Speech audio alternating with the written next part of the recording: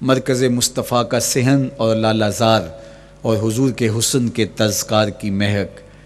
دل روح قلب عجیب سرشاری کے عالم میں ہیں، اور حضور کے حسن کی کہانی یہ ہمارے لیے سعادت مندی اور نور و نکہت کا سبب اور ذریعہ ہے۔ ایک سوال اٹھ سکتا ہے کہ حضور کے حسن کو بیان کرنے کا مقصود کیا ہے؟ تو صاحب، کسی کے حسن کو بیان کرنے کا مقصود یہی ہوتا ہے کہ اس سے پیار اور محبت کا ربط قائم ہو، اور اگر قائم ہے تو مضبوط ہو۔ ہم حضور علیہ السلام کے حسن کو بیان اسی لیے کرتے ہیں، اور محدثین نے اس پر باقاعدہ کتابیں اسی لیے لکھی اور کتب حدیث میں باقاعدہ شمائل رسول پہ باب اسی لیے باندھے تاکہ لوگوں کے سینے میں حضور کی محبت کی جوت لگے، اور وہ جو شعلہ جوالہ ان کے سینے میں حب رسول کا ہے وہ اور بھڑک اٹھے، اور بندہ جس سے محبت کرتا ہے پھر اس کی اطاعت بھی کرنے لگ جاتا ہے۔ تو جو محبوب اتنا سونا ہے، اتنا جمال آفریں ہے، اور جس کے قدم اتنے سونے ہیں، پھر اس کے نقش قدم کو کیوں نہ تھام لیں، اس کے نقوش پاک و خضر راہ کیوں نہ بنا لیں، پھر ان کے اٹھنے والے قدموں پر اپنی زندگی کیوں نچھاور نہ کر دیں۔ اگر سر پہ رکھنے کو مل جائے نقش نال حضور تو کہیں کہ ہاں تاجدار ہم بھی ہیں۔ یعنی وہ قدم تو قدم رہا، اس قدم کی رعنائیاں، اس کی خوبصورتیاں، اس کا جمال، اور اس کی جو ہے وہ اس کا حسن تو حسن رہا۔ جہاں وہ مبارک قدم لگا،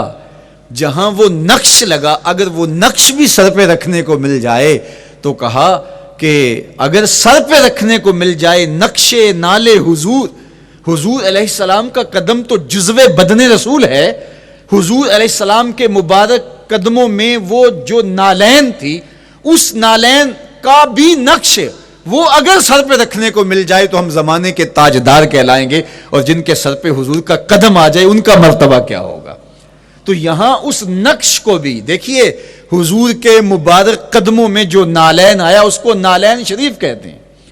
اس نال کو نال شریف یا ان نالین کو نالین شریف کہا جاتا ہے، اس لیے کہ وہ حضور کے مبارک جسم سے جڑ گئے، حضور سے ان کا ربط پیدا ہو گیا، وہ جزو بدن رسول نہیں ہیں، تو اس کا یہ مرتبہ ہے۔ تو پھر حضور علیہ السلام کی شان اور حضور کی عظمت کیا ہوگی، اللہ اکبر۔ بلکہ حضور علیہ السلام کے نالین جہاں رکھے جائیں، وہ کسی نے کہا نا کہ ذرے اس خاک کے تابندہ ستارے ہوں گے، ذرے اس خاک کے تابندہ ستارے ہوں گے، جس جگہ آپ نے نالین اتارے ہوں گے۔